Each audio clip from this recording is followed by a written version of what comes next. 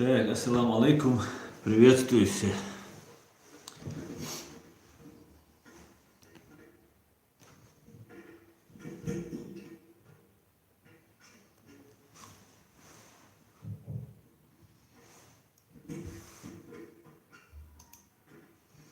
Так, я в эфире. Слышно ли меня, видно ли меня? Скажите кто-нибудь свое веское слово.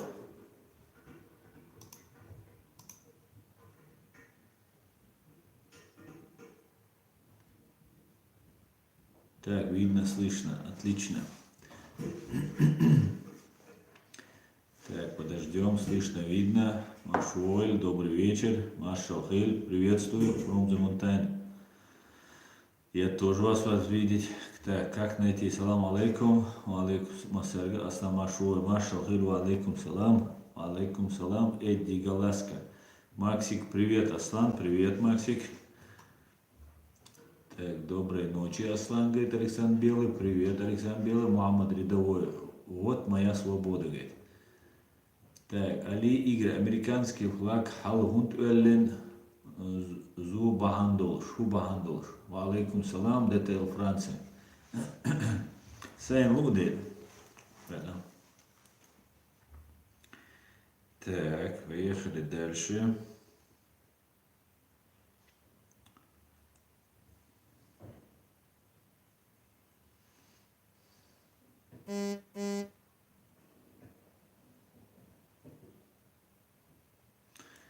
Так, приветствую всех, Джахар Дудаев. Ассаламу алейкум, ассалам, Маждада, мистер Макс, привет, привет. Лаймус, привет. Маждада, ва алейкум салам. Мади Германский, ва алейкум салам. Короче, я всем салам Аслан, грубый махилла, Чечня, не Россия. Да, я, конечно, не буду грубым. Грубость это не мой конек. Так, салам из Сараева. Ух ты, Сараево. Салам, Сараево. Как вы там? Батир Батирович, алейкум салам. Дику, Мокшал, Дикю Далбу Хастам. Бельчена один, Франция, Гулбеля Шудешбу. Франция, Гулбеля Шудешбу. Тиш. Ну, пока не знаю, пока неизвестно, чем закончится. Я пока не смотрел, но я так думаю... У Путина много провалов в последнее время. Думаю, это тоже будет очередным провалом. И больше никаких побед. Только мнимые на их телевизоре. Ну где ты, Аслан, ночью? Я здесь, мы ждем, я здесь. Чечня, не Россия. Перезагрузи. Угыль отсюда. Как это перезагрузи? У вас не работает? У меня все работает. На моем другом показывает.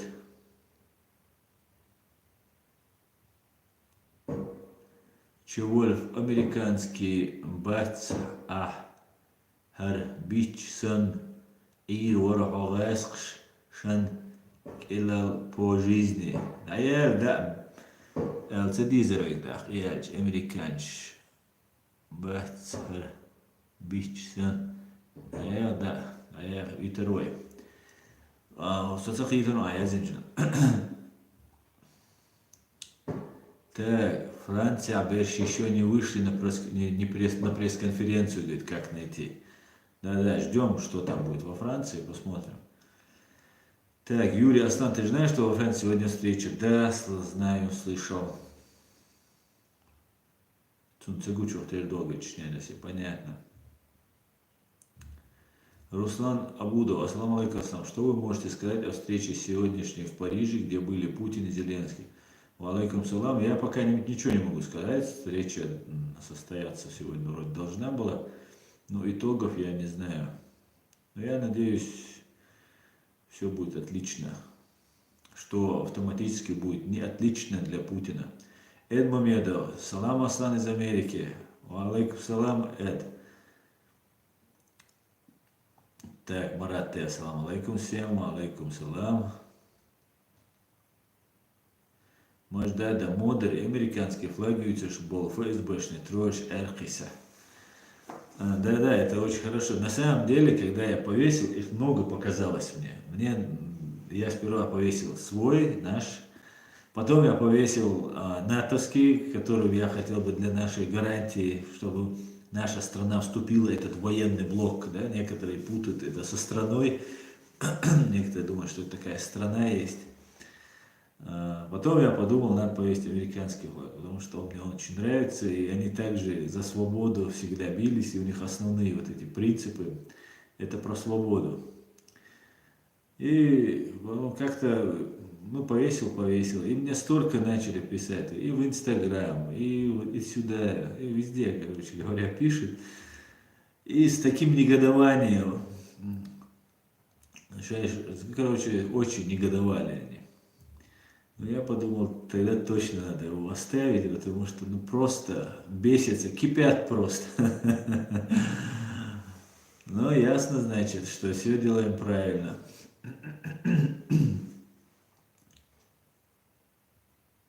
Мистер Макс, Путин выглядит испуганным, а Зеленский бодрым и уверенным. Ну, супер, отлично. Ну, Путин это мерзавец, трус и подонок. Так. Как найти, какой ты жестокий.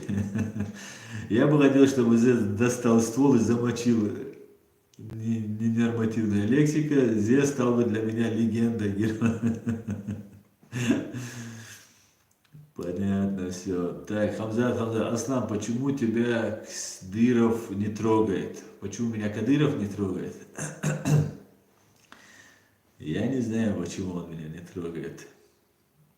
Так, ночью из Германии. Аслан, ты слышал, что брата Абу Умара Саслинского задержали ФСБ?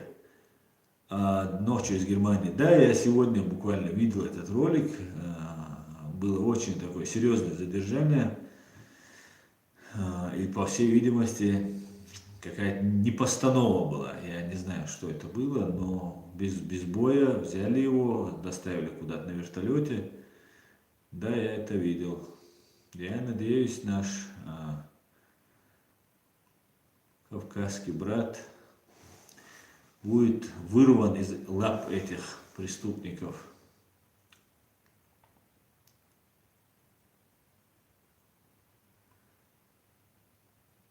Эд Мамедов, спасибо тебе, что повесил американский флаг. Пожалуйста, Эд. Жора Майра, ассаламу алейкум, ассаламу алейкум, салам. Так, у меня зависло, у вас как? Так, не зависает? Ну, скажите.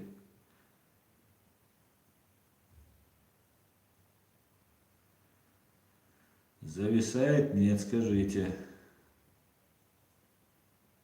У меня тоже. У тебя тоже зависает, да?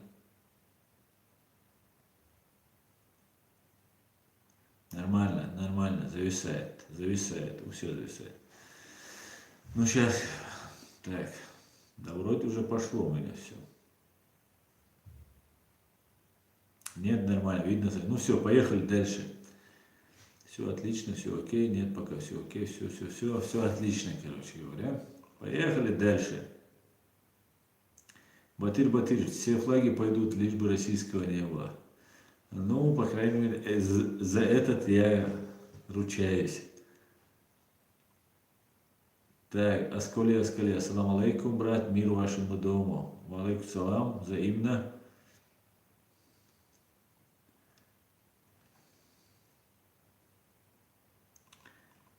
Так. Чевольфик. Amerikan reiz vārds mats un Čevolfik. Un doco. Un dinamo Amerikno. Раскшаную и штрезович американцан. Так, ассаламу алейкум, братья, ва алейкум салам. Чувольф, ФСБ террористическая организация. Правильно. Михаил Барсук, этот русский майор нас отключает. Не майор, прапорщик, Максим прапорщик. Так, лунный свет. Так, как найти? Ассаламу алейкум, я тоже надеюсь, что при любых раскладах я никогда не сдамся этим тварям. Так, ДТЛ, Франц. О чем будет разговор? Ну, разговор, в первую очередь, конечно, я хотел бы, основная тема сегодня у меня будет: глава Минобороны потребовала ужесточения отношения к России. На необходимости дальнейших действий. Давайте тогда сделаем так. Я сейчас тогда эту зачитаю статью, и мы можем поговорить. Потом можно ответить на ваши вопросы. Можно немного еще подождать и попозже зачитать эту статью, где министр обороны ФРГ Эннегрет Крамп-Карренбауэр настаивает на необходимости дальнейших действий в отношении Москвы на фоне возможной причастности государственных органов России. Так.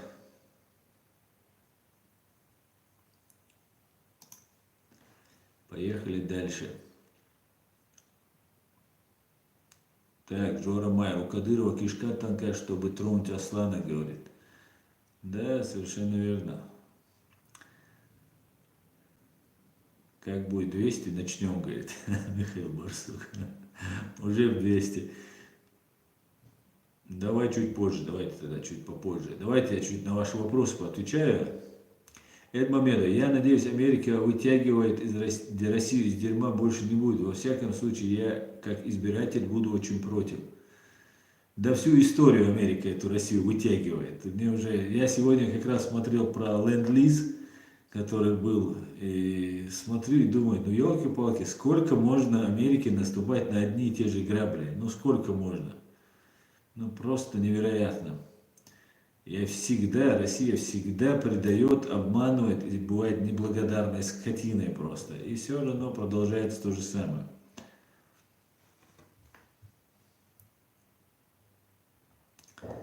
Так.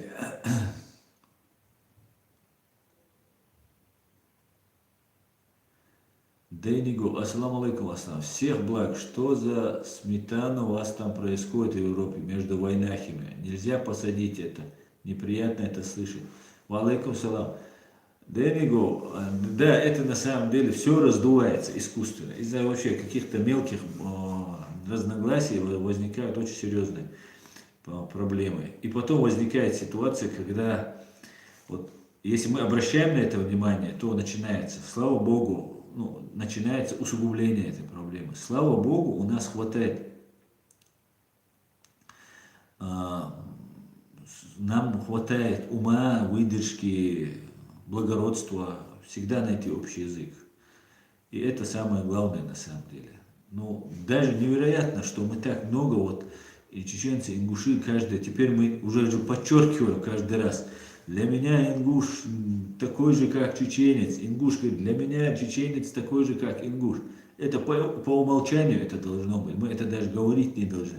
Но нас уже довели до такого состояния, что теперь мы уже начинаем между собой, говорить. Это вообще надо убрать. Не только между нами убрать. Знаете, это для чего делается? Вот этот национальный вопрос, когда Россия ослабевает, она ослабевает без сомнения. Это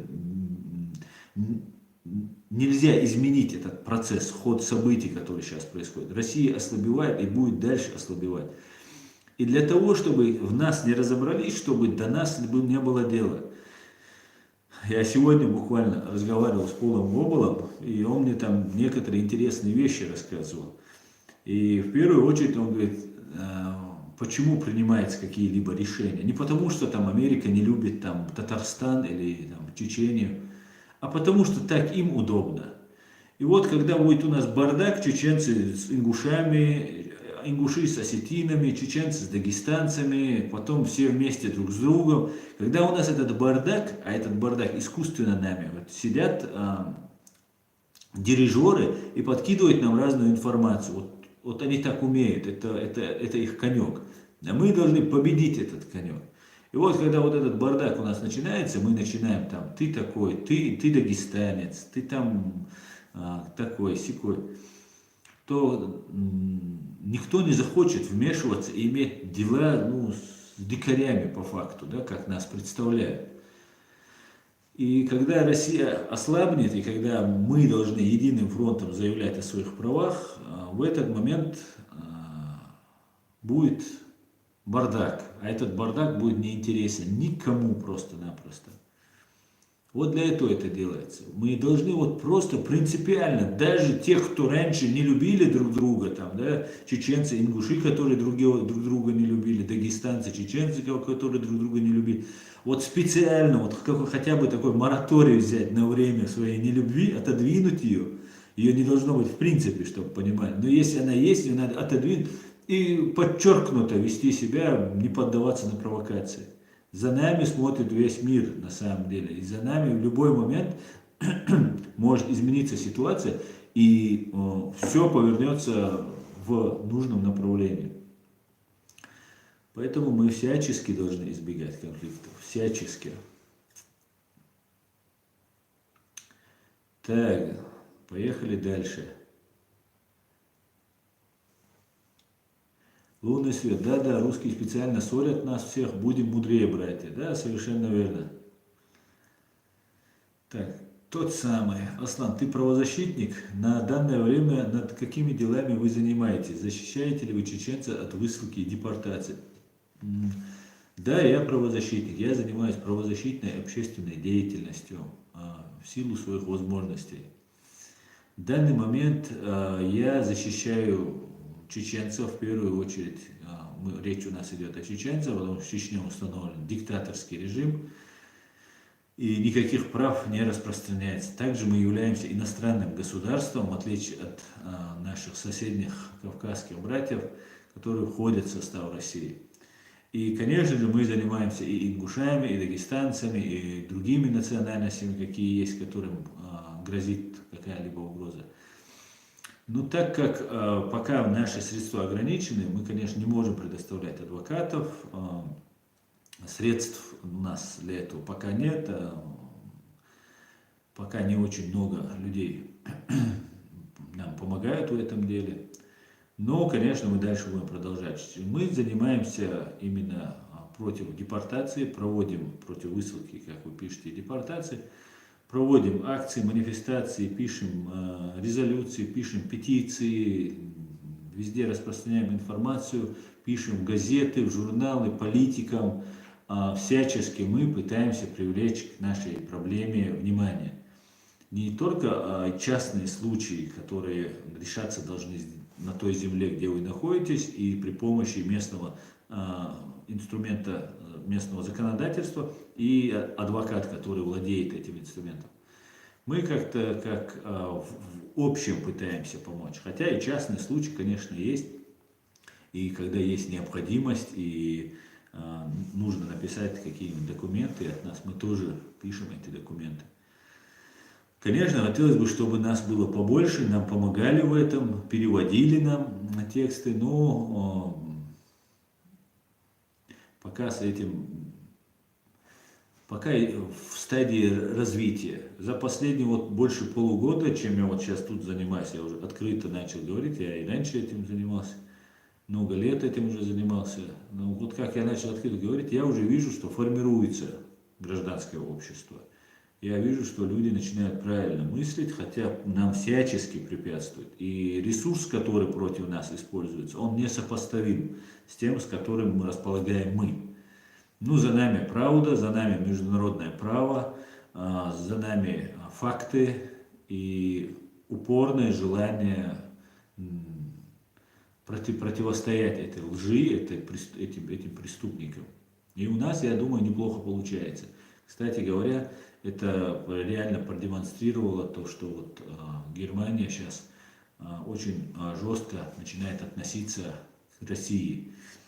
И я долго об этом говорил, долго об этом писал. Вот наконец-то Германия начала реагировать. Я так думаю, другие страны тоже начнут, но если в других странах живут наши люди, не только чеченцы, которые владеют информацией, которые знают, надо ее доносить.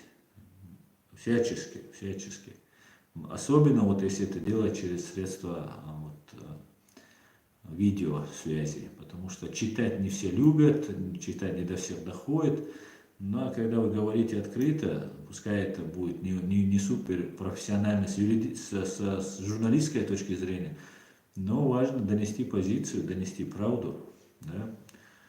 Поэтому такого вот плана вещи у нас происходят. Я надеюсь, что другие страны, другие наши люди тоже подключатся, свободные люди всех национальностей подключатся и будут разоблачать грязную путинскую, российскую политику. Так, поехали дальше. Как найти? Мусульмане Кавказа должны понимать, что Кремлю наплевать на мусульман. В целом от того они тренируются в Сирии и везде. И значит, нам нужно быть едиными, разделяясь мы льем воду на мельницу Кремля. Да, совершенно верно. Кремлю наплевать на нас. Ваштво ингушский, ассаламу алейкум, алейкум салам. Адам грузинский, асан Аллах, мокшлах твойло. Дересур Адам. Так, Вильпус инкульта, алейкум салам, Вильпус.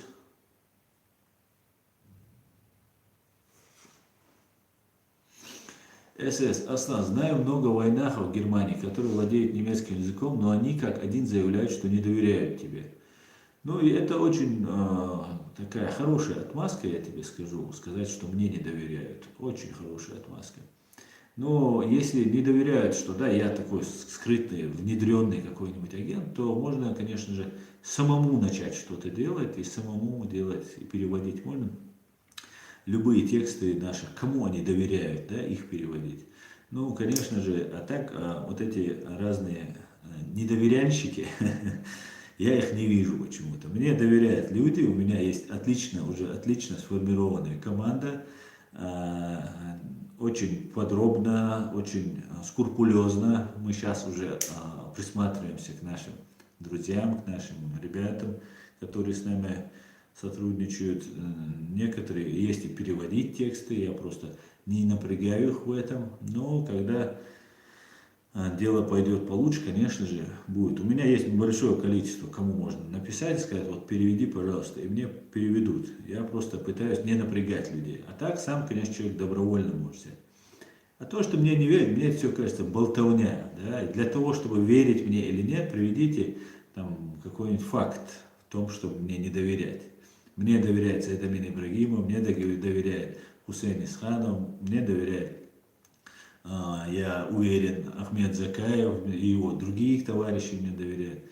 Почему не доверяют вот эти молодые, которые им надо переводить? А я скажу, почему не доверяют. Потому что они ничего не собираются делать. Это всего лишь одна обычная отговорка, что вот я не доверяю, а так бы я бы сейчас я показал бы все. Просто я ему не доверяю. Эти разговоры мы слышали еще про других, кто пытался что-то делать. Так что вот такие вот дела. СС, спасибо за ответ, именно так я сказал им. Да, пожалуйста. Тур. Аслан, есть точные данные убитых людей в Чечне за 2 войны?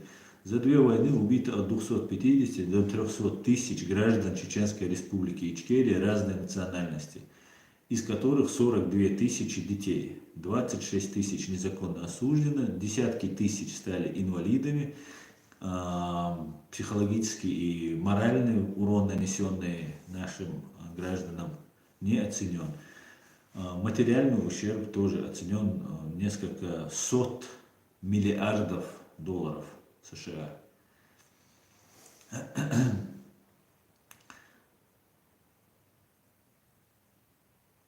Детел Франц, Аслан, все нормально. Это отмазки, лени, боязни за свою шкуру, вот и все. Да, мне тоже кажется, это просто отговорки обычные.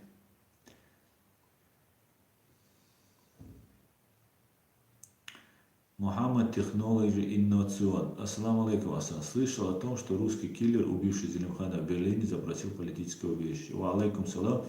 Нет, это неправда. Это, кстати говоря, эту утку запустили русские СМИ для того, чтобы сейчас отвлечь внимание от самой проблемы.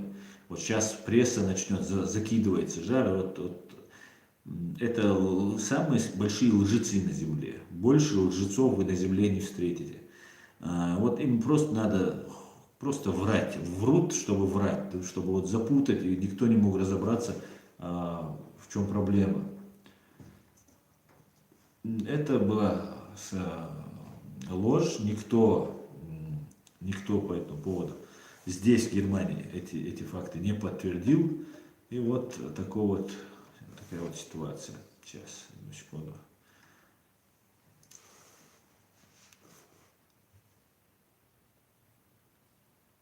Hadi Artman, Aslan, ингушиш, хюга, междге, нохчи, нагайцеш, бубайар, абадиев, оправдывать вещь. Церк, хунца, эйлер, а просто интересно.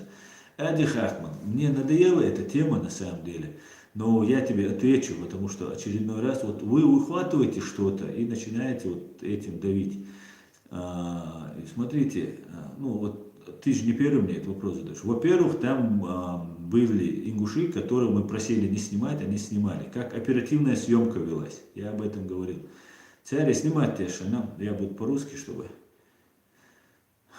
снимать мои Олег Сумхара, я знал, что из этого будет. Они вырезают куски, и там, знаете, как в курятнике было. Они имама даже не слушались. Никакой агрессии с их стороны не было, но были вот эти а-ля-ля-ля-ля-ля, как на базаре.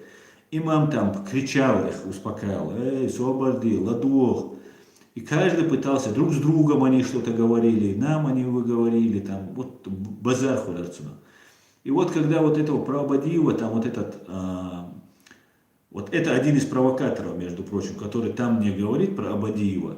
Потом на второй или третий день выяснилось, что этот человек был у Мансура Старого в доме. Перед нами они говорили, когда мы сказали «Хаба и нахтун», перед нами говорили, что «Шаймюш вот саха».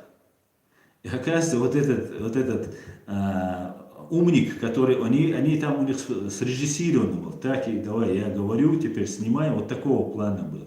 И было обрезано разговор. Потом ты не все слышишь, когда шум идет. По поводу вот этого Абадиева я выждал время, дал ему закончить и начал ему отвечать. И когда я сказал, ну, начал отвечать, там про Абадиева произнес, все начали, Аллах мавиц Абадиев, все, короче, чтобы я сейчас не дали мне договорить, чтобы я не сказал гадость, и потом там они там все обидятся. Хотя бы гадость про Абадиева говорили. Абадиев там такой же мерзавец, как и все остальные, кто всю нацию оскорбляет или там придумает. Абадиев я считаю провокатором, хотя я его все книги не читал, я читал там выдержки, какие там есть. Вот по этим выдержкам я могу судить, что этот человек просто мерзавец.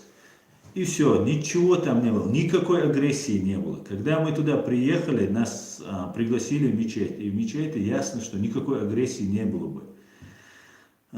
И мы ногчи, ногчи, омат и вяжу, есть болтуны, которые болтают. Есть болтун один, который мне звонит и говорит, как ты там пошел, ты там результат. Ну, типа я должен был там найти и всех там побить там. Этот человек мне звонит, когда у меня стрим проходит, еще по каким-то вопросам, и как бы мне что-то советует. И когда мы с ним разговариваем, он мне дает какой-то очень нужный, полезный совет, без которого я, например, не справлюсь. А потом он мне говорит, я тебя прошу, только никому не говори, что я тебе звонил. Поэтому я его называть не буду ни в коем случае. Потому что я, в отличие от других, кто мне говорит, держи тайну, я ее держу всегда. И вот этот человек мне говорит, почему это ты там позволил, там, разговаривал в мирном тоне, ты с ними разговаривал. Я драться буду, я буду на разборках участвовать, на конференциях, потом я буду на митингах участвовать, потом писать где-то бумаги буду, оставаться правозащитником. А что будете делать вы тогда, стесняюсь? Я, конечно, буду все делать, но только в рамках международного права, понимаете? А меня провоцирует. Знаете, что других людей провоцирует? Да? Я сейчас пока не могу всего говорить, но вот нашего уважаемого человека точно так же атакуют и пытаются отвлечь. Когда ты занимаешься каким-то бредом, тебе некогда что-то там составить, написать, с кем-то по-дельному поговорить, там ругаться, что ты там не так сказал, не так сел, не так выразился. Ну, давайте тоже нас понимать. такие вот дела. Давайте тогда перейдем к вашим вопросам. Орство ингушский согласен с целым оскорблять Дешура, любой вор. Абсолютно согласен, орство. Вы амдить еще уж, молодец. Так.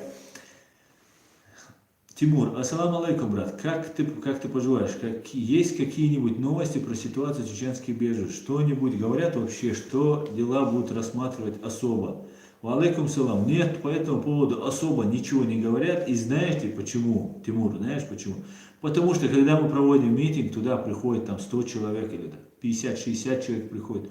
И эти люди, этого недостаточно, их надо почаще проводить, должно быть нас побольше. Нас здесь десятки тысяч, если не сотни тысяч. Десятки тысяч точно нуждаются вот в политическом или там в убежище, в статусе каком-то беженца. Но при всем при этом мы не выходим на митинги. Кто-то мне не доверяет, я ему не нравлюсь. У меня там, видите ли, там, голос им кому-то не нравится. Поэтому вот такая вот ситуация. Да, мы выходим на митинг, да, мы будем протестовать, мы будем продолжать это делать. Но почему-то вот все остальные молчат. Почему ты на митинг не выходишь? А меня дома увидят. Но если тебя дома, меня могут здесь депортировать, говорит, и меня могут дома увидеть. Но если тебя могут депортировать, то должен ты выйти на митинг, чтобы тебя не депортировали и требовать. Ну а вдруг депортируют, а я уже на митинге был. Ну вот такого плана. Я, между прочим, выходил на митинги, чтобы не думали, что у меня политическое убежище, я поэтому, когда у меня не было политического убежища, с первых дней, как я приехал сюда, я выходил на митинги, и там где-то пытался, где-то как-то что-то делать. Да, пытался прятаться там за плакатом, там, шарф поднимать, но при всем при этом я выходил. И я знаю ребят, которые приходят, они в сторонке станут особо в кадр, чтобы не попадать. Но обязательно они все присутствуют. Без лозунгов, без криков. Услышали, пришли, обозначились как надо. Порядок поддержать надо, плакат поддержать надо, флаг поднять надо. Все как надо, все. Ну вот это люди действия. А так сидеть, если за нас кто-то сделает. Никто за нас не сделает, дорогие мои. Никто.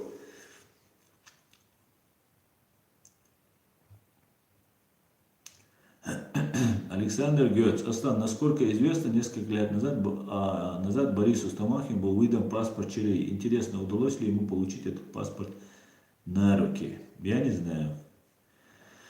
Лунный свет. Если бы Европа и Америка не были такими циничными, то приезжал бы давно этого Путлера. Да, совершенно верно. Давным-давно нужно было это сделать. Как найти? Да, именно мы мало делаем, чтобы на нас обращали внимание. Митинги. Правильно, надо делать митинги. Антирашизмус. Витаю, друзья украинцев. Витаю тебя, антирашизмус. Так. Адам Грузинский. Клянусь Аллахом, я тебе доверяю полностью, Аслан. Делрес хуй, Адам. Так. Гайнс Брех. Каких студентов в Египте? Что, в Египте есть какой-то супер университет? Так, это уже не то. Так, Леди 1974. Аслан, пусть все провокаторы идут мимо. Дал Бухаста, Хосейд Амин и так далее. Шу долштру. Дал си дольшу. Дейрейс хуль. Дейрейс хуль. Адам Грузинский. Дави чертей, Аслан. Да, мула. Шейт наш, дуй, шейт наш. Так. ДТЛ Франц. Самым лучшим вариантом и для чеченцев, и для ингушей, и для дагестанцев. Так, для дагестанцев игнорировать все, что сказано против народа. Без комментариев. Пускай говорят и все запоминать, потом время придет, можно спросить.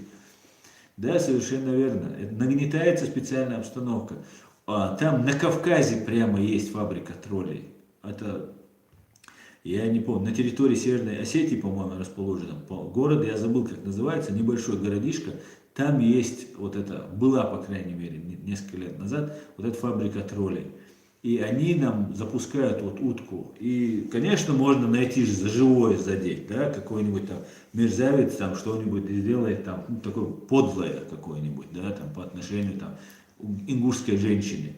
Все это отличный повод сейчас, это подхватить, перенести вот этого мерзавца на всех чеченцев И давай. И то же самое по отношению там, к ингушам сделать. Мы не должны поддаваться. Мы сейчас такое время, сейчас Россия ослабевает, она будет нам всячески пытаться настравливать, чтобы мы говорили гадости там, и так далее. Не поддаваться просто. Так.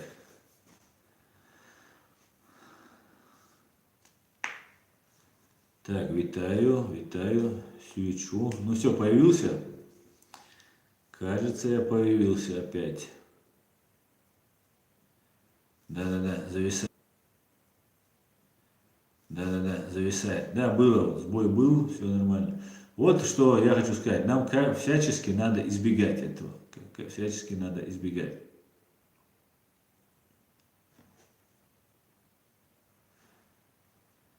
Так, и вот чертик, извини за мой поганый язык, у меня Жириновский головного мозга, иногда слова сами вылетают. Ты о чем? И вот чертик. Так,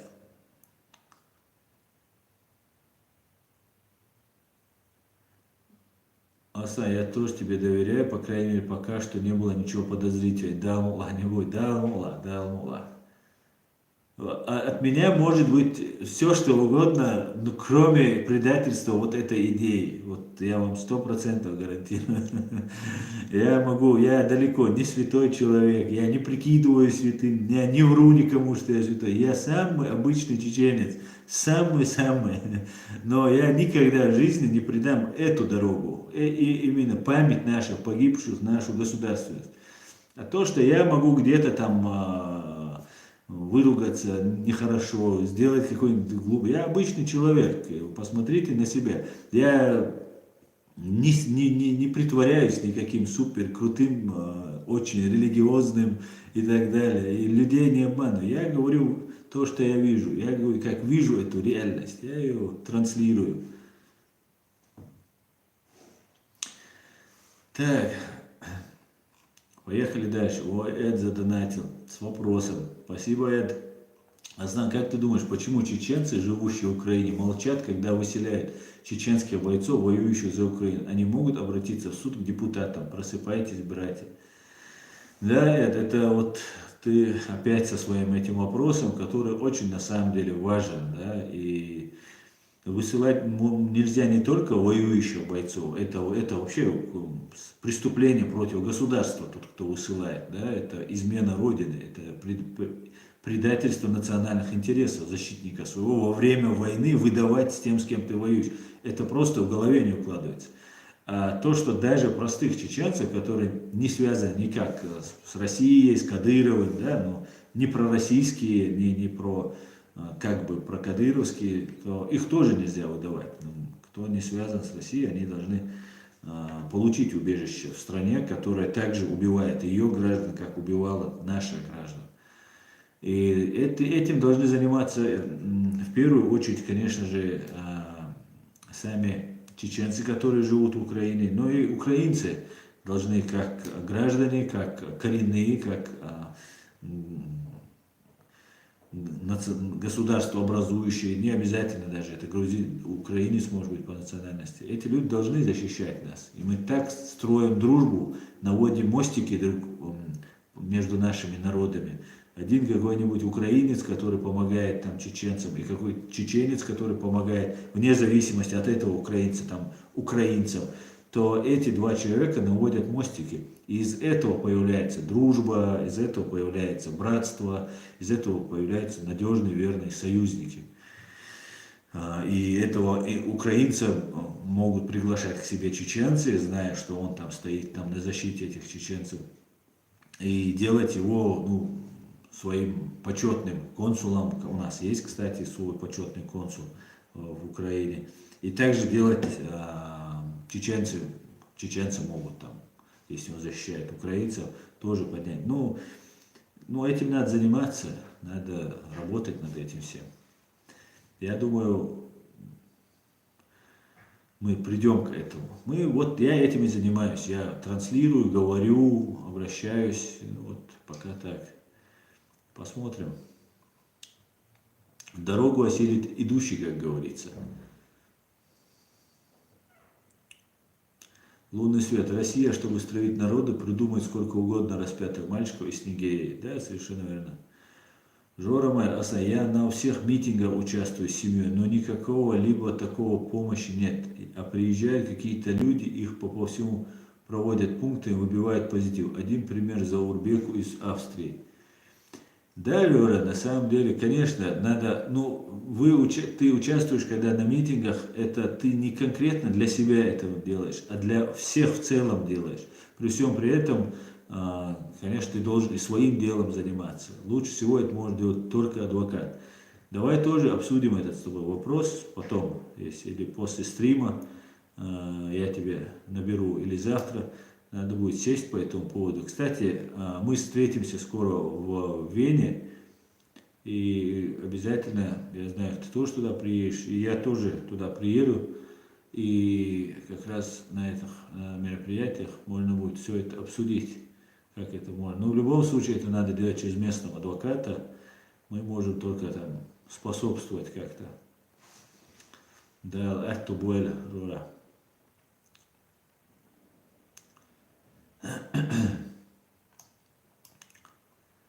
Так.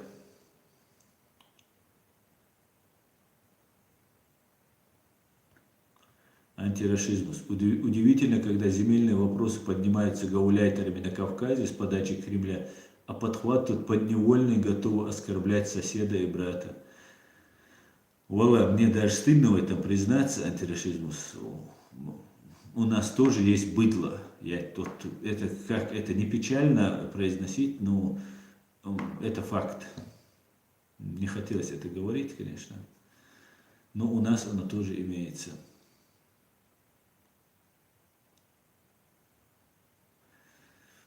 Так, Маждар, Аслан, вчера Конгресс утвердил адские санкции. Это значит, что скоро питерской братве негде будет отмывать активы. Да, эти санкции они утверждают, они как бы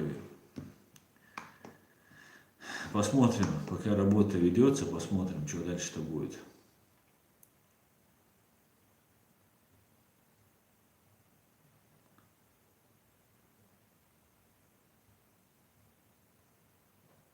Брат, вы поехали в Бельгию утрясти тамошнюю ситуацию среди войнахов. Мансур извинился и обещал не обливать грязью людей. Но Мансур выкинул еще видео, где он опять обливает грязью людей. Что скажешь? Я скажу, что Мансур... Я не видел, во-первых, где он обливает там вот это новое, после того, как он извинился перед ингушским народом и как бы имел в виду, что он не оскорблял всех ингушей, там он объяснил себе. А то, что Мансур делает, Мансур ответвишься, его просто оставить надо в покое. Потому что человек, реально у него нервные срывы бывают. Тамила Актимиров, салам алейкум, Асан, разблокируй Эрзи, полгода назад ты заблокировал, не знаю за что. Но я не знаю, Тамерлан, где мне его сейчас найти, я просто не знаю. Если я его тут заблокировал, то я не знаю где. Если это там в комментариях, где обычно под видео, то там можно его найти там. Но это надо, там у меня столько вот этих троллей собралось, что надо смотреть. Я не знаю, раз я просто так никого не блокировал, на самом деле, по крайней мере я, может кто-то из модераторов. Антирашизм, да, правильно, крепкие отношения между народами и странами начинаются с народной дипломатии. Совершенно верно. Йо, чертик, Асна, хочешь, дам дельный совет. Одень военную куртку. Я на барахолке за 40 золотых купил китайку.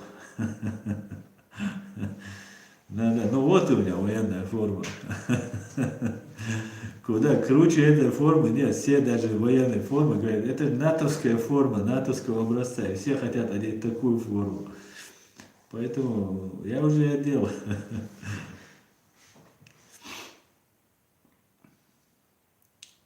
Джахар Дуда, если блокировали, значит есть тому причина, говорит Джахар. Наверное, Джахар помнит Эрзи, раз так говорит. Так, поехали дальше. Давайте я сейчас вам зачитаю основную нашу тему сегодняшнего разговора. Смотрите, ситуация, конечно, развивается очень стремительно. ну, как и положено, да, у немцев как, они долго-долго подготавливаются, а потом раз, и уже тебя могут ошарашить. И даже самое большое такое дело. Ну, дело сейчас берет очень серьезный оборот. Убийство Зелимхана Хангашвили, я лично считаю, это был террористический акт запугивания как чеченцев, которые здесь проживают, убийство своего врага, который воевал много лет против вот этой бандитской России. И ну, самое вот основное, то, что я считаю, это был акт запугивания Ангелы Меркель. И вот почему я так считаю. Ангела Меркель, я уже об этом много раз говорил, еще раз об этом я напомню. Я считаю, что Ангела Меркель была попытка запугивания Ангела Меркель. Ангела Меркель 21 августа 2019 года отказала в просьбе Дональду Трампу вернуть Россию в G7. После этого через 2 дня в центре Берлина был убит Зелимхан Хангашвили.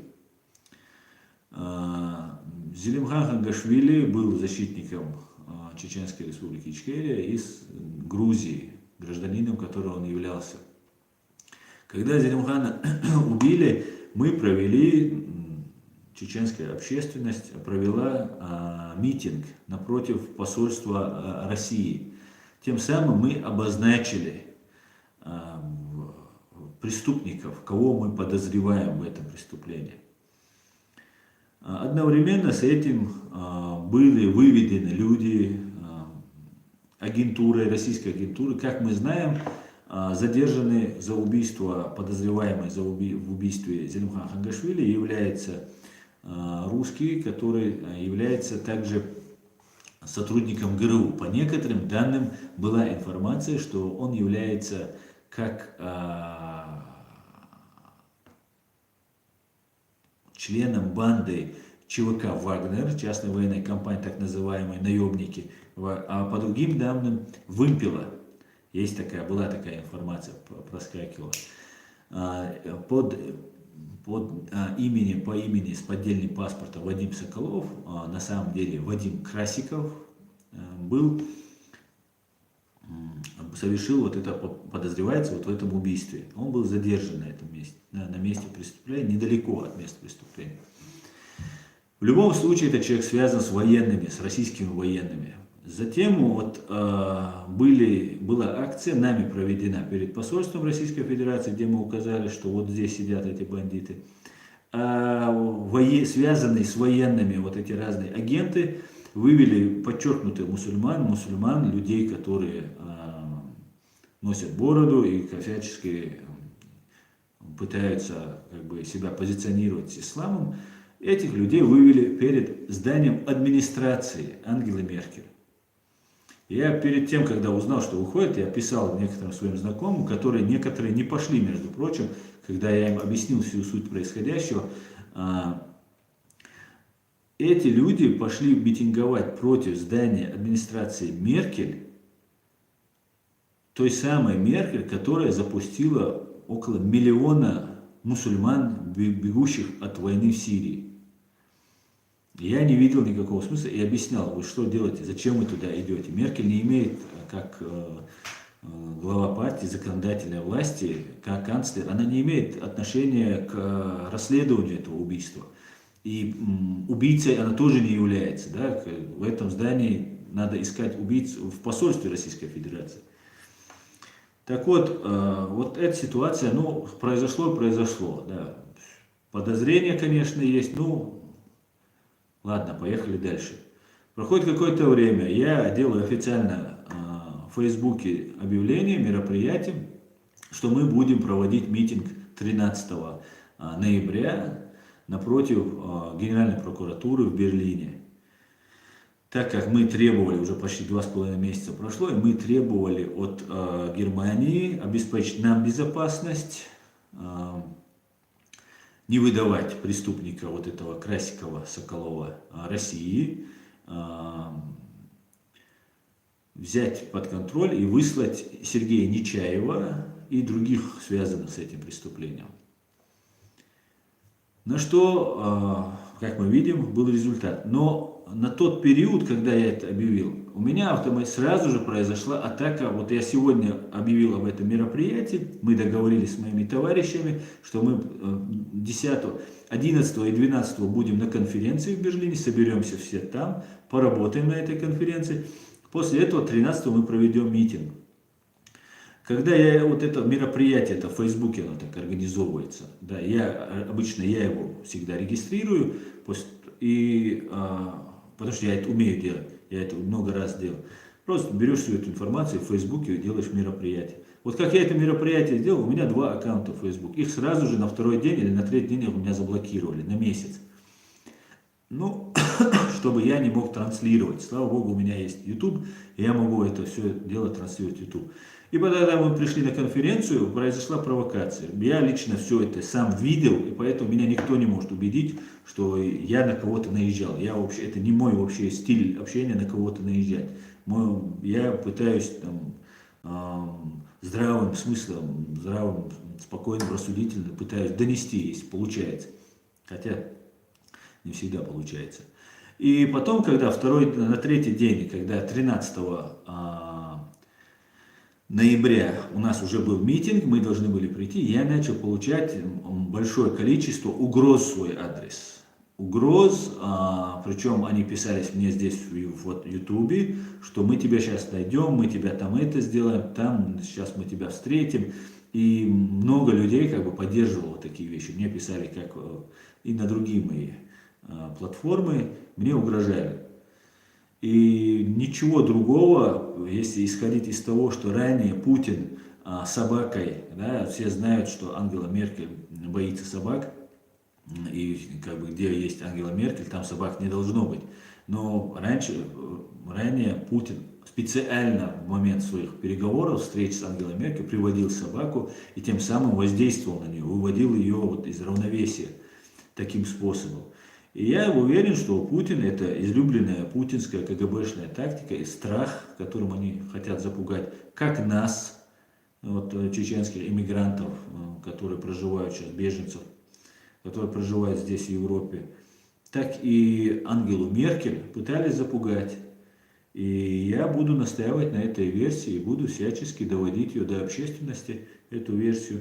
И, конечно же, я думаю, я в этой версии более чем убежден, но я думаю, что и если я доходчиво объясню, и есть другие, наверное, факты, кроме тех, которые я излагаю, которые я только знаю, я думаю, общественность должна эту идею понять и, соответственно, принять меры.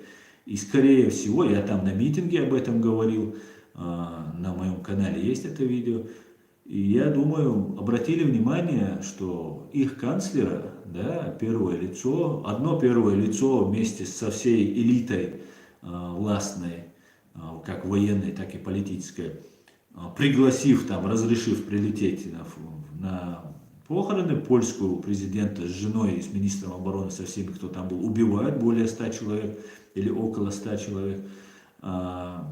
Здесь запугивают, идет запугивание Ангелы Меркель. Но я так думаю, что не все боятся вот этого глиста, и нам не стоит никому бояться, тем более Ангелы Меркель. Германия очень сильная и мощная страна, и Германия даст так щелчок по носу вот этим гибнюкам, что просто будут там одни тапки от них разлетятся в разные стороны. Так что вот такие вот дела. Я очень надеюсь, что будет продолжение. Давайте тогда я зачитаю, что очень хорошая новость. Я в прошлом своем стриме сказал, что высылка 2 вот этих банд дипломатов это всего лишь начало, это только начало всего, то, что будет происходить. Конечно же, нет сомнения, что должно быть ради национальных интересов Германии. Надо жестко, как в советское время, поставить конец вот этим бандитам, заслон этим бандитам. В противном случае Германия может потерять часть своего суверенитета. И там можно проводить все, что угодно. И если на первое лицо пытаются запугать таким образом, убивают человека, как только потом выводят подчеркнутых мусульман, мы должны понимать, что как выглядит Меркель, да? Они не могут понять, для чего вот выводятся сюда люди, для чего это делается. Это мы должны объяснять, это наша задача, доносить эту проблему, понимать, что если вы не делаете ради общих принципов человечества, да, которые вот мы все там декларируем и придерживаемся, ну, хотя бы ради своего инстинкта самосохранения у немцев должен быть. И я уверен, что немцы поймут это. Это жестко надо закончить. Продажи мерседесов, газа, без газа можно жить.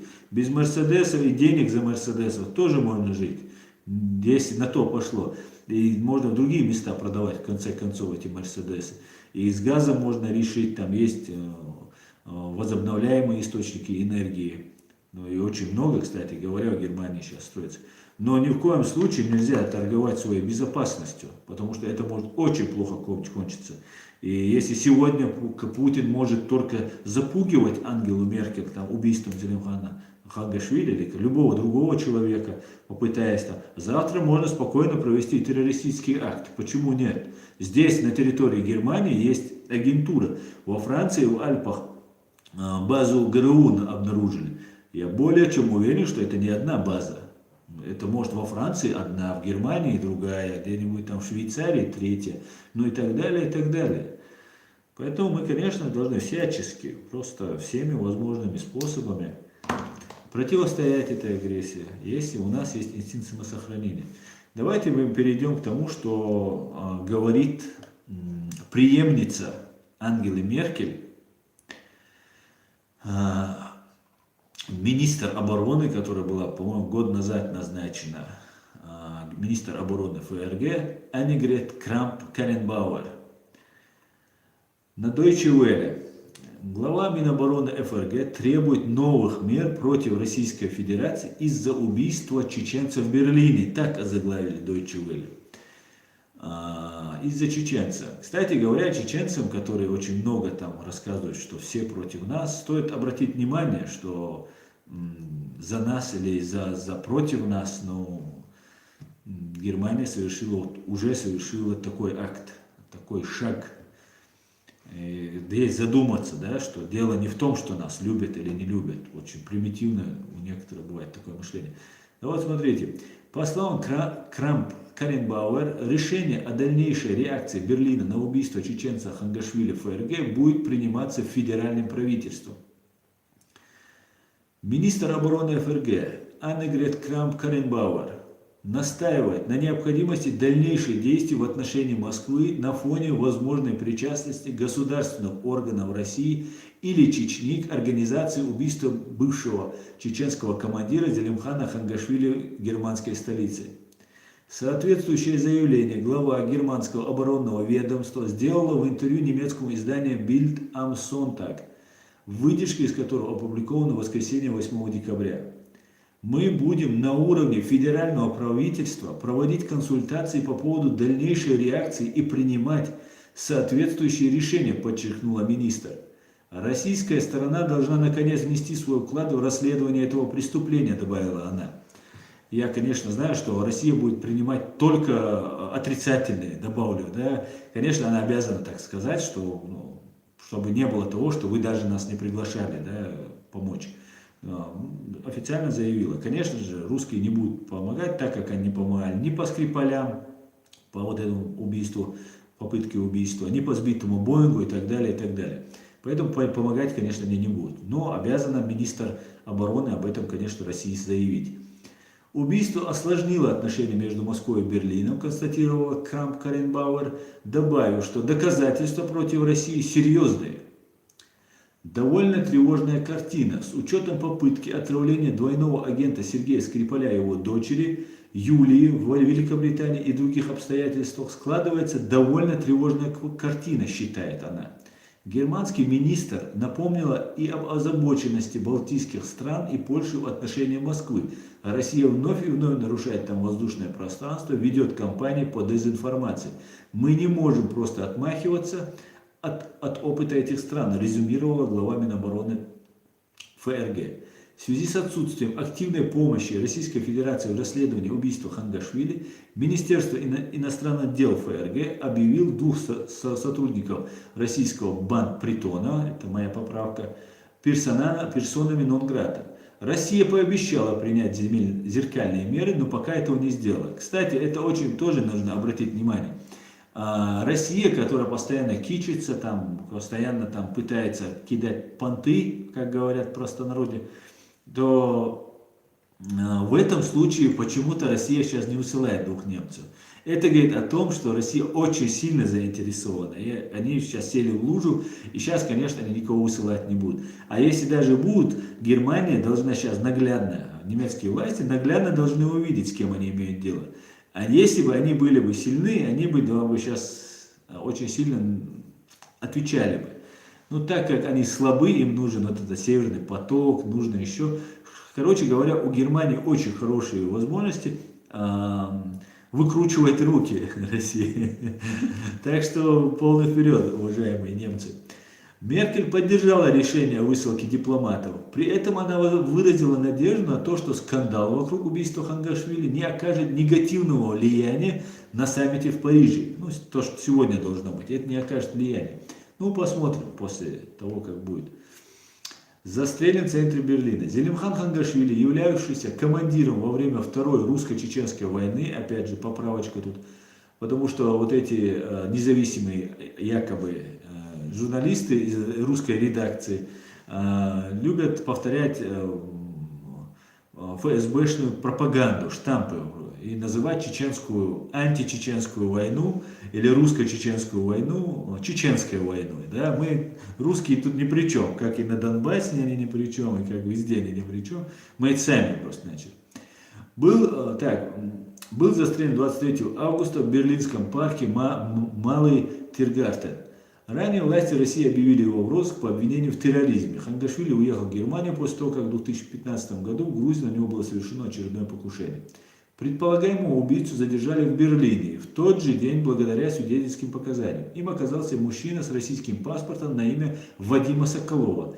Портал журналистского расследования 3 декабря сообщил, что Вадим Соколов на самом деле 54-летний Вадим Красиков, которого Россия объявляла в розыск через Интерпол в 2014 году.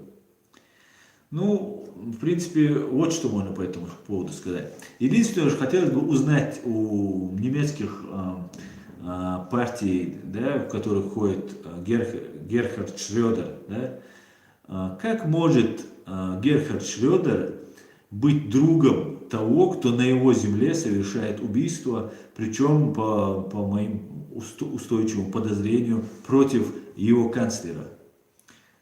Это очень интересно. Очень-очень. Посмотрим. Герхард Шрёдер неправильно себя ведет. Так. Анна Павленко. Червяки против ветряков. Да, я помню эту историю, как Путин сказал, что будет, если ставят ветряки, он говорит, то из-за этого они крутятся и дрожение создают. Да, они большие, такие гигантские там, эти ветряки, ветряные мельницы, эти, которые вырабатывают энергию. Вылазит вокруг этих ветряков червяки. Из-за этого портится экология, потому что не бывает червячков, не бывает птичек.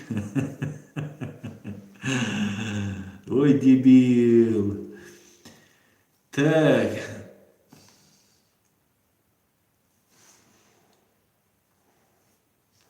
Так, поехали дальше. Лунный свет. Благодарен всем, кто не дал замять вопрос с убийством героя. Так, ассаламу алейкум, Аслан, Борг Цичо. Алейкум салам. Ичкерия Лайв. Делитесь видео и подписывайтесь на реалити. Крамер Клет. Салам, Аслан, Бавария смотрит. Салам, Бавария, приветствую. Так, поехали дальше. Вот, Эд Мамедов. Напомни, Россию сняли со всех спортивных мероприятий. Да, я, как обычно, только с хорошими новостями, вы же знаете. Мне самому нравится. Исполком Всемирного антидопингового агентства ВАДА на 4 года лишил Россию права участвовать в крупных международных спортивных турнирах, включая Олимпиады и чемпионаты мира, под своим флагом. Но я как бы я не могу просто так. Я верю в Россию, я знаю, что они справятся. И они должны участвовать на Олимпиадах.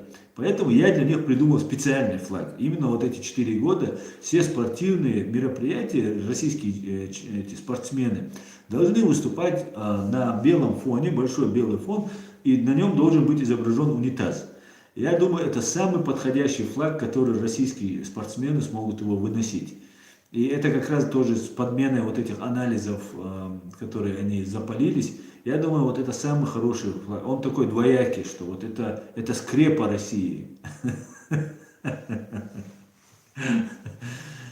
Так, Крамер Клет. Какие-то русские непатриоты России не ходят в грязные хлащевые рубахи, лапти не одевают, не по скрептому как-то. Да, совершенно верно. Так, Батал Бергман, ассаламу алейкум. Хорошо, что ты у нас есть, смотрим всей семьей. Твоя позиция самая верная, так ты же. Валейкум салам, Батал. Дерес хойлю, всей семье салам маршал. Макс Гартner. Русские болезненно реагируют, когда от их имени совершенное преступление становится обнародованным. А вот медали, завоеванные кавказцами и приписанные к русским, проглатываются на ура. Да. Алена Павленко говорит, да, вот скрепой мешает Путин нормально ходить. Ален, куда ходить? Вот смотрите, изначально человек, когда он пришел к власти, он сразу начал говорить про сортиры, понимаете? Вот она была, эта скрепа, основная скрепа. Мы тогда не поняли просто. Мы думали, перед нами нормальный человек сидит. А он, оказывается, вот изначально это было. Вот это анализы, тоже связано с этой темой. То, что на корабле в Украине наворовали, у нас в Ичкерии, в Грузии. И вот сейчас выясняется, что оказывается, все это имеет, я думаю, если бы мы были хорошими психологами, мы тогда раскусили бы вот этого скрипоносца унитазного. Кому-то, может, тут смех не нравится, если что, эти гибнюки и пособники, извините. Я не могу просто держать свой смех. Так, давайте дальше. Так, Ичкерия Лайв, делитесь видео, подписывайтесь на реалити, говорит. Так, еще хотелось бы затронуть очень важную тему, подождите, слезы уберу только. Так. АВПМ. Не знаю, начали мочить сортиры или нет, а вот в подъездах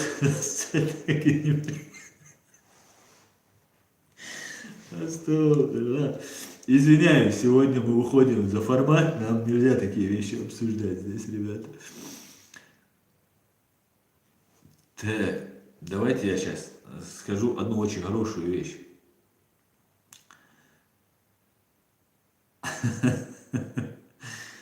Так, вчера, по-моему, было, Путин встречался с с Лукашенко.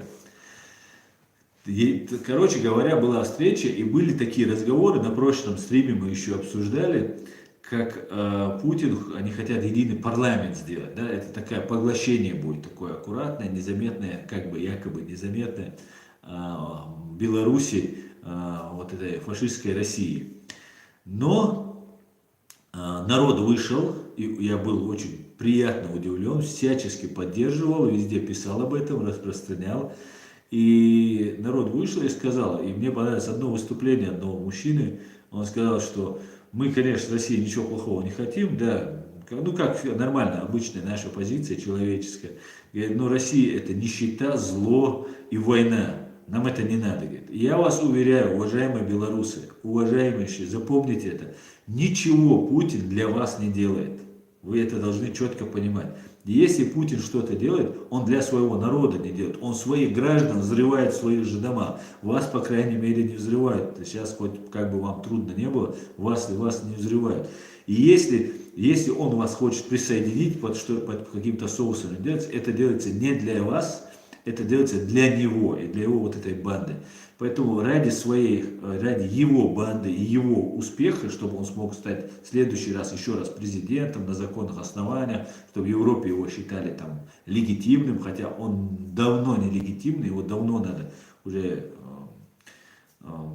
подвергнуть преследованию в юридическом смысле, то вы лишитесь тех прав, которые у вас имеются. Лучше медленно, верно идти в этом направлении. И после встречи между Путиным и Лукашенко, даже у них после вот этой встречи не было совместного выступления, совместного заявления они не сделали. Это говорит только лишь о том, что они ни к чему не пришли, и, видимо, они поругались, да, не пришли к какому-то согласию. Что отличная новость. Белорусы так держать. Мы с вами, держитесь. Я думаю, батька посмотрел на вас и подумал, не, это, если я сейчас начну с этими кентоваться, меня мой народ потом на вилы подымет. Поэтому отлично. Так, поехали дальше. Борг Цичо. Далдикандуэль Хавила Дересу. Так, Хамзат Хамидов. Асна Хасаму у него шасхид Даллах Туэла Иш Дересу. Ичкерия Лайв, делитесь видео. Чечня, не Россия. Амин. Так, DTL Franz, ich sage der Abzug der Truppen aus der Tschetschenischen Republik Ичкерия. Так, поехали. Поехали к вашим вопросам.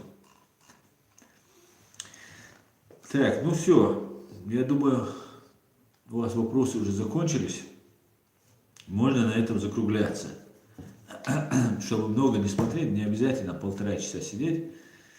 Так, АМВП-01. Я уехал из Казахстана в Германию, когда первый раз встретил укуренного нарика с помповым ружьем. Мне 55, подыскиваю место, куда слинять после убийства в Берлине. Ничего не понял. Я уехал из Казахстана в Германию, когда первый раз встретил укуренного нарика с помповым ружьем. Мне 55, подыскиваю место, куда слинять после убийства в Берлине.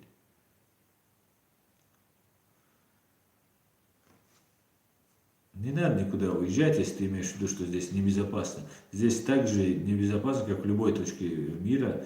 И я думаю, сейчас Германия возьмется за этих российских агентов. Так. Как найти Асан? А может эти митинги разрешены, батька Лука? Ему же, естественно, выгодно, чтобы Путину сказать, вот, мол, так и так. Ну, возможно, и разрешены.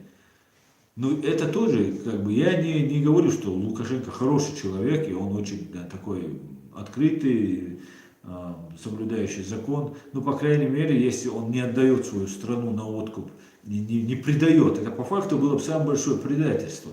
Изображать из себя батьку, да, хозяина этой страны, таким защитником, нарушения даже прав. Люди терпят его, а потом он предает этот народ.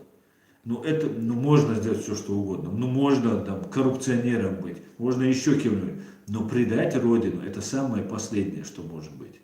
Это просто, это все край. Хотя коррупция это тоже маленькое предательство. Но, по крайней мере, там, не врагу, там, не человеку, который просто твою страну опустит. И белорусы будут жить хуже, чем россияне. Это тоже белорусам надо запомнить. При всем при том, что вы будете называться братьями, но вы всегда будете чуть-чуть ниже, чем русские. Вы это должны понимать.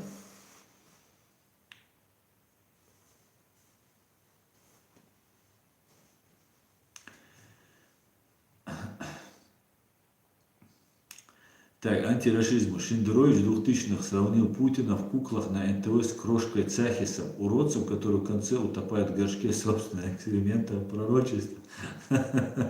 Наверное, этот Шендерович что-то знает.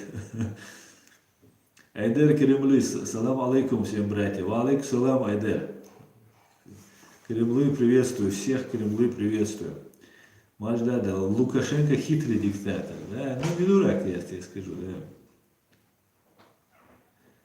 Тут почему НАТО простила России убийство всей верхушки Польши?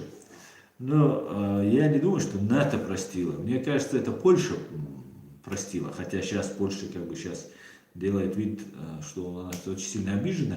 Но при всем при этом Польша держит наших беженцев и не пропускает в Евросоюз. Спрашивается, почему, если Польша там обижена на Россию. А то, что если бы Польша объявила войну на основании этого, то НАТО пришлось бы участвовать, если Польша входит в НАТО. Но, видите, Польша сделала вид, что это был несчастный случай, зацепились за деревья.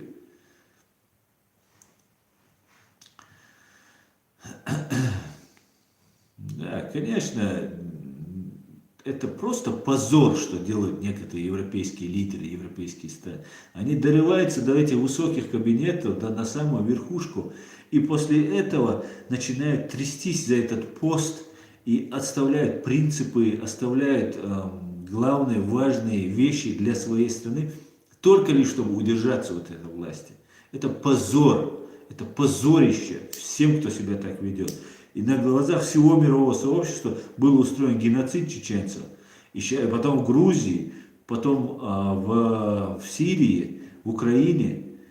Это позорище, самое настоящее позорище, что делают некоторые политические руководители европейских стран.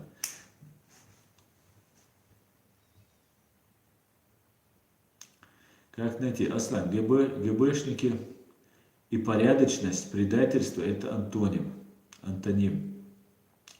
Так, Чарльз Беннет. Кроме Москвы и Санкт-Петербурга все хуже жить будут. В Москве и Санкт-Петербурге тоже будут жить хуже. Просто богатые, очень богатые, или там выше среднего, которые имеют достаток люди, они, конечно же, так, сильно не упадут. Обедняют они там наполовину, там 40 миллионов. А люди, которые живут там впритык, то Москва это не такой уж дешевый город, далеко не дешевый город, чтобы там выжить.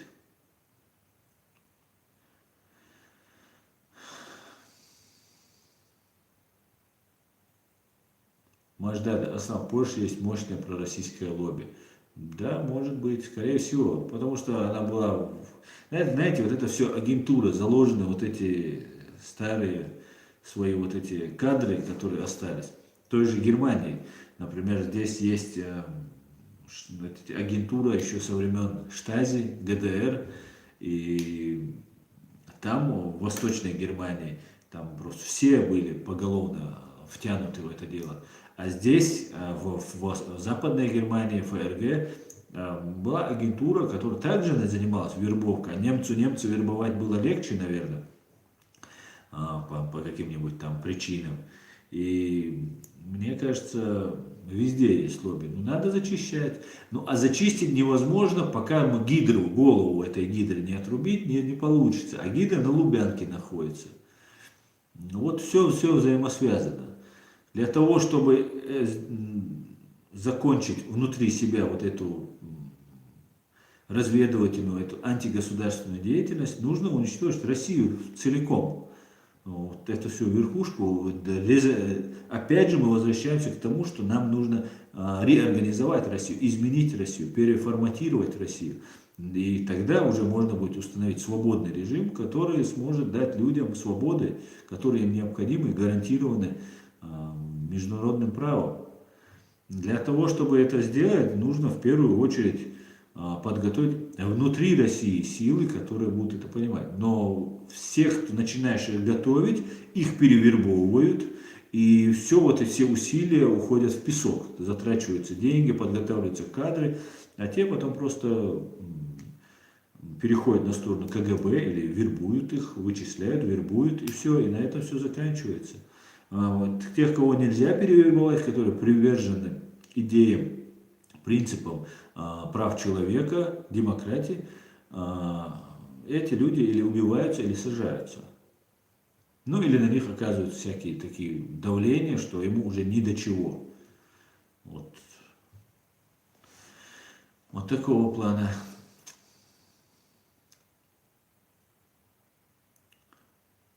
Александр Гетце, Эд Мамедов, председатель Конгресса США призывает всех активизировать на борьбу с Россией.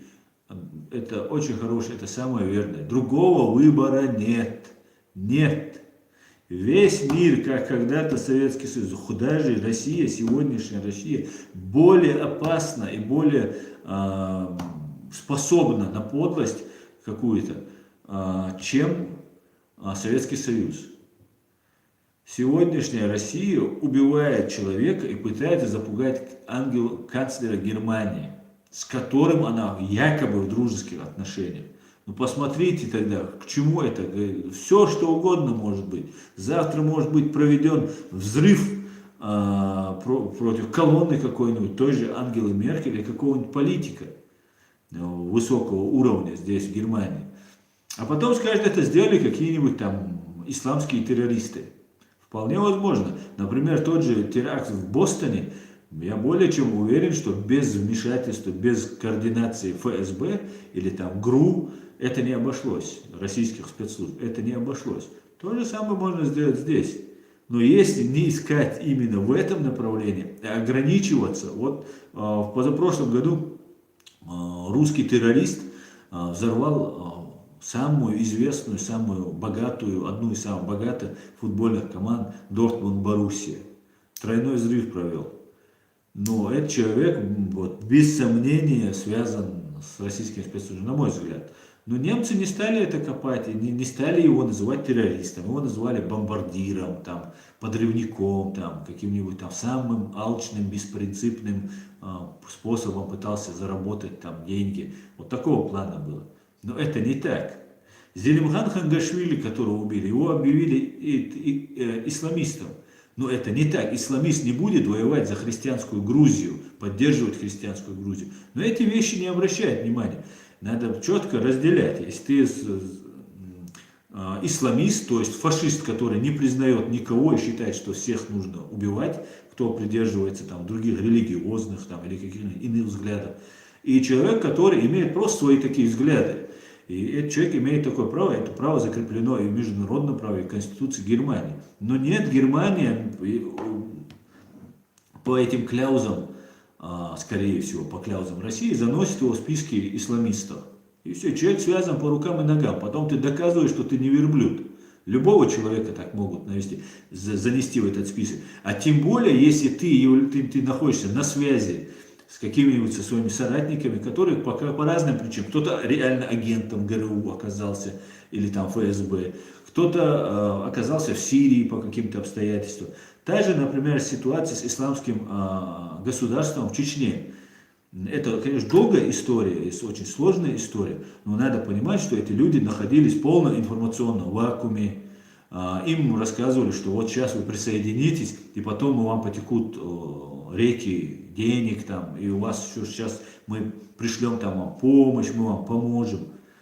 А когда эти люди сказали, что они являются исламским государством, надо учитывать, что исламское государство, которое казнит массово людей в Сирии, это, во-первых, можно не увидеть, когда ты сидишь в горах где-нибудь, в землянке, и не анализировать это до конца. И исламское государство, которое сделало присягу алифу Багдади, аль-Багдади, это две разные группы людей. Потому что те, которые сидят в горах Чечни, даже если они присягнули аль-Багдади, они не убивали этих людей. Они могли не знать, что убивают этих людей. У них нет никакой связи. Они видят там раз в месяц телевизор всего. У них поступает какая-то своя внутренняя информация, что там вот такие-то вот дела. И этих чеченцев, которые присягнули там, тому же исламскому государству, потом, когда они это осознали, по факту обманули. Им нужно было, не им помощь приходила на Кавказ, и аль-Багдади нам поможет, а им нужно было теперь уже помогать аль-Багдади. Это тем людям, которые фактически сидят там без какого-нибудь там финансирования, без какой-либо поддержки. Теперь им надо вот своей жизни, что единственное у них остается, отдать то, что куда скажет аль-Багдади, и расформировывается. Эти вещи надо аккуратно разбирать, и нельзя сказать, что вот там, эти там такие, их сразу надо казнить. Нет, нет. Люди обмануты, так как не владеют информацией. Конечно, они должны об этом четко заявить, если они, конечно, себя считают обманутыми, и если я в этом прав. Если нет, то откреститься от этих вещей и сказать, мы строим свое свободное государство. И только после того, как освободим мы свое государство, мы можем строить что-то. И никакие Аль-Багдади, никто либо нам не поможет в этом. Мы только сами себе поможем. И мы категорически против того, чтобы убивать женщин, детей, мирных граждан, некомбатантов, невиновных людей. Это является преступлением, кто бы его ни совершал. Самый заслуженный чеченец это будет, там много принесший пользу для чеченского народа. Или это будет там самый незаслуженный чеченец, допустим. Мы не можем это себе позволить. Мы самый честный, благородный, справедливый народ. Мы не можем вести войну даже против русских, которые сделали все, что только возможно. Они не просто нас убивали, они нас всячески унижали. Таких унижений, которые пережил чеченский народ, для чеченца унижение, наверное, это хуже, чем смерть. Не все это даже поймут, насколько для нас это важно. Мы должны понимать, что даже сегодняшний Кадыров, который нам установлен, это унижение чеченского народа, это лицо, которое нам показывают.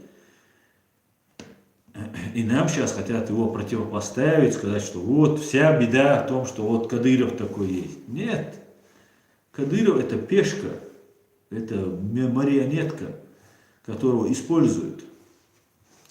Ладно, поехали дальше, не будем. Это большая, долгая тема, как-нибудь ее надо обговаривать. Мы должны поставить этот вопрос по поводу вот этого исламского нашего сопротивления, исламского течения, исламского государства, которое некоторые люди у нас примкнули, некоторые остались в Эмирате Кавказ.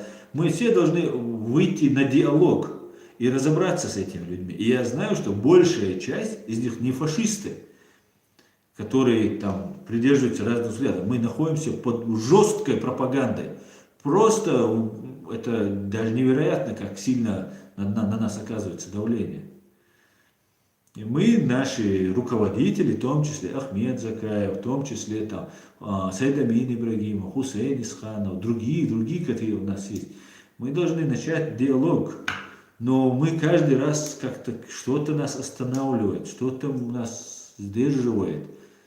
Я не понимаю, как будто назло делается. Назло маме отморожу там уши, да, как это говорится. Сами себе мы делаем плохо, не выходя на этот диалог. Так, поехали дальше.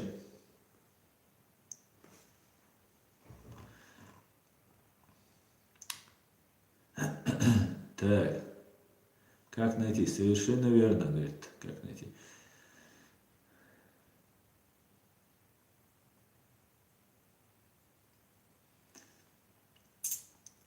Антирашизм. Россией подрываются и отвергаются все цивилизованные институты и механизмы, на которых базируется миропорядок и развивается цивилизация.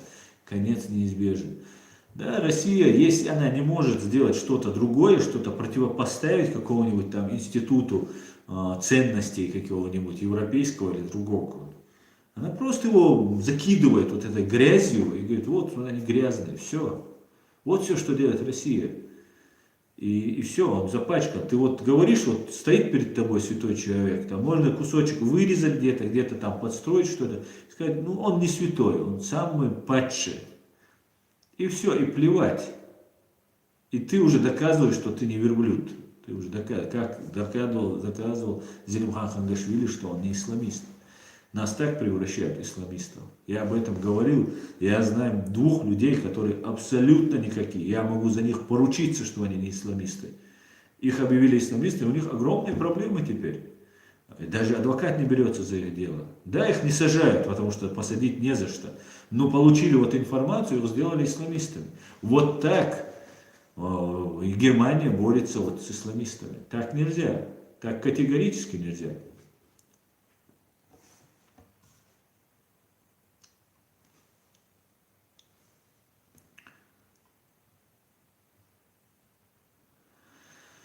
Так.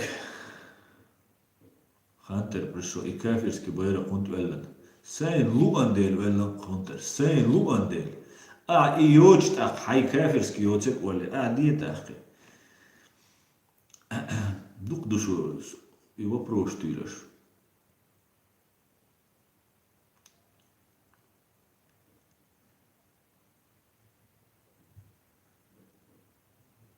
Лунный свет. В России ложь — это государственная политика. Совершенно верно. Война. Салам алейкум. Я сотню раз тебе написал вопрос, но ты ни один не ответил. Что надо делать, чтобы ты ответил? Ва алейкум салам. Вот надо было просто вопрос написать, я бы его сейчас увидел бы и прочитал бы. Вместо того, чтобы было... Вместо того, чтобы мне сейчас претензии говорить. Так что вот такие вот дела. Так, ребята, я думаю, на этом мы сегодняшний стрим закончим. Я поздравляю вас с хорошими новостями. Обязательно они будут следующими. Да, я забыл вам сказать, что завтра, 10 числа, в Страсбурге будет проводиться мероприятие с Айдамином Ибрагимовым. Туда приглашаются все желающие. Перед зданием Европарламента будет новая акция 10 числа и 11 числа. Также в Вене 11 числа будет крупное мероприятие, посвященное началу Первой русско-чеченской войны, началу вообще русско-чеченской войны, 25 лет начала войны. Приглашаю всех желающих, кто живет в Австрии, рядом, приезжайте. Также, кто живет в Страсбурге, приезжайте. Скорее всего, я пока еще не получал информацию, не видел. В Берлине тоже будет. Но я буду в Вене в этот период. И оттуда, может быть, еще выйдем в эфир обязательно. Так, Монгол Азиат говорит. Задонатил. Спасибо, Монгол Азиат. Здравствуйте. Как вы думаете, могут ли быть замешаны лица чеченской национальности в убийстве Зелимхана Хангашвили? Речь идет о Хангашвили. Ну что сказать? Конечно, могут. Конечно, могут. Но какой бы национальности они ни были, монголы они будут, чеченцы они будут, русские, они все работают на Россию. И это государственный террор, устроенный Россией, и я уверен, по прямому указанию Путина, для того, чтобы запугать канцлера Германии Ангелу Меркель. А национальность не имеет никакого значения. Так, Маждада Птицын, ты марш в будку, собака дикая. Вот, нельзя сказать. Так, какие народы ты считаешь Гог и Магог? Просто любопытно. Никакие я не знаю просто. Так, Серебро есть красавчик, правильно все говоришь. Все, на этом я считаю, что нам надо закончить наш сегодняшний стрим. Всего самого хорошего. Я думаю, к пятнице я освобожусь, а так я еще буду делать включение до Алмула с мероприятия в Австрии. 11 декабря, 25 лет начала Первой русско-чеченской войны. Всего самого хорошего. Спокойной ночи. Ассаламу алейкум.